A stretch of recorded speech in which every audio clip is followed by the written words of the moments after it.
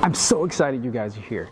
Why are you excited? We are about to review a film that was a documentary that was actually really exciting. And let me tell you about it. It stars Beto O'Rourke. Oh my gosh. Yes. He was doing this and he was doing that.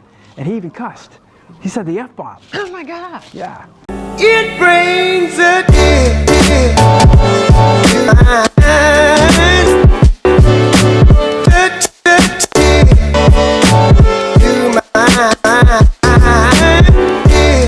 Running with Beto. Running with Beto, yes. We saw it at South by Southwest, and my arms are tired.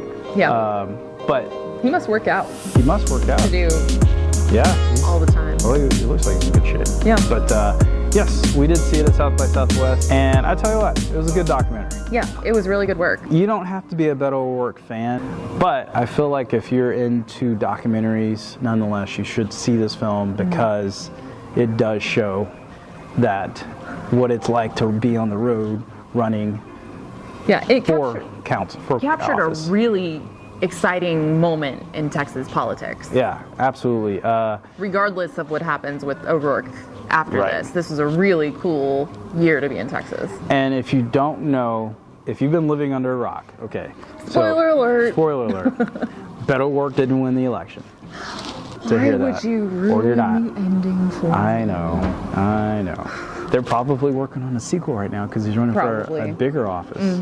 So we'll see. That's the word. But of course, it's about when he runs for senator against Ted Cruz, which everyone knows who Ted Cruz is, right? So it's a revealing look at the world of running for political office, especially when it comes to Texas. And Texas is such a large, vast state. Yeah. And he actually visited every county, which is grueling. I don't envy that road trip No. one bit. And you get to see the grueling nature. I mean, he has 2 small kids at home. He has a wife that loves him and is supporting him. And, you know, somewhere along the line, you've got to have a breaking point. But it seems like, for the most part, of course, this is a documentary, but he kept it together. He had a couple of moments, actually, some funny and revealing moments when he kind of snaps at his staff a little bit. News flash. Yeah. Beto is Human. What? You don't say. He can come across so much as like this kind of golden boy persona. I think it's okay to see people irritated. Sure. You know, and It's running natural. behind schedule Right. and When you get with a migraine. Yeah, and besides, he's trying to beat Ted Cruz. Say what you will about Ted Cruz, but he's a tough opponent. He knows what he is doing. He's a very seasoned politician. He speaks like one. He acts like one. I mean, And you know. enjoys widespread support in this state. So deciding to challenge that and deciding to make an honest fight of it. Yeah. They also focused on his supporters, Beto's supporters. So they came across like students that had been victim to gun violence at some of the schools. They spoke to just hardcore supporters throughout the state that were just like volunteers. Yeah, just grassroots. Yeah, I mean, people, not professional campaigners. There's a woman on there where she is like such a hardcore supporter. She put this thing on her roof, like said Beto. She made herself a sign Yeah. and climbed up on her roof and.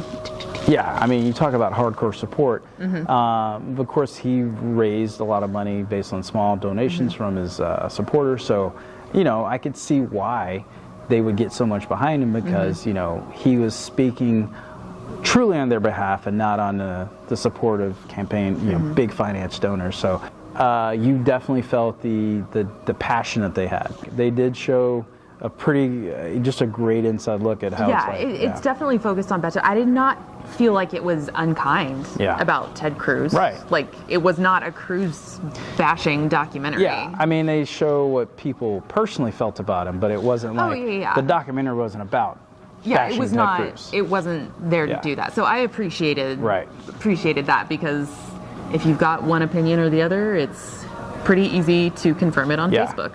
And if you want to bash someone, you can do it easily. I think it's a great film to watch, just the progress of running a campaign. I think what came across to me most was, on his part, was like, it's so grueling. Yeah. For him and also for his family. Just nonstop. It takes so much out of you to run a campaign. The thing that I enjoyed most in it was meeting those grassroots supporters that were just focusing on their local community. They weren't traveling with the campaign or anything like that. So if you're interested in politics, or you are disinterested because you feel like individuals cannot have an impact, you might want to check this out just to see some of the things that, you know, 16-year-olds do and what 75-year-olds do to get involved in something like this, and how they make an impact locally in their city and in their county. This is the first documentary that we've actually reviewed. It is, yeah. So I would give this an A. Just based on the storytelling capability and everything like that. So definitely check it out. It'll be on HBO sometime in July.